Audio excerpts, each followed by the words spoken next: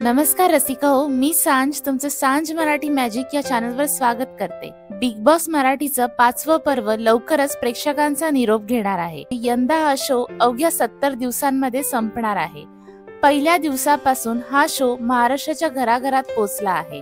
त्यामुळे एवढ्या कमी दिवसात हा कार्यक्रम प्रेक्षकांचा निरोप घेणार असल्याने सध्या सर्वत्र नाराजीचे वातावरण पसरले आहे।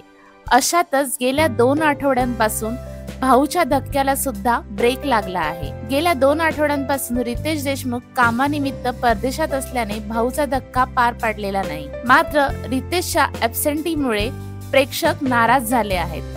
अनेकांनी अभिनेत्याने शो सोडला की काय असा अंदाज वर्तवण्यास सुरुवात केली आहे। दरम्यान रितेश देशमुख आणि फॅमिली फुटबॉल चॅम्पियन लीग मधील सामना पाहायला पॅरिस मध्ये गेले आहेत।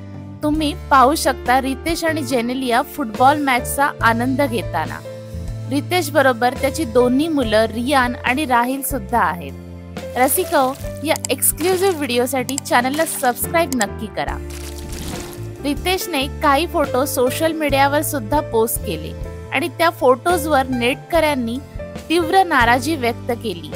अरे, हा तर बिग बॉस सोडून इथे फिरतोय असे एकाने लिहिलं, तर आधी बिग बॉसचा कार्यक्रम पूर्ण करा मग फिरा असे दुसऱ्याने लिहिलं। दादा आणि वहिनी, आता जेव्हा तुमचा चित्रपट प्रदर्शित होईल तेव्हा आम्ही सगळे पळून जाणार अशाही शब्दात नेटकऱ्यांनी नाराजी व्यक्त केली।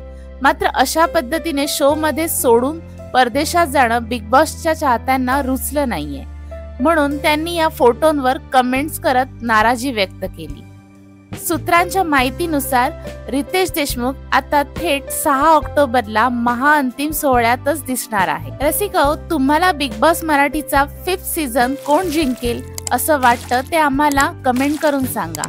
लवकरच भेटूया एका नव्या व्हिडिओमध्ये। तोपर्यंत मी सांज तुमची रजा घेते। Bye bye.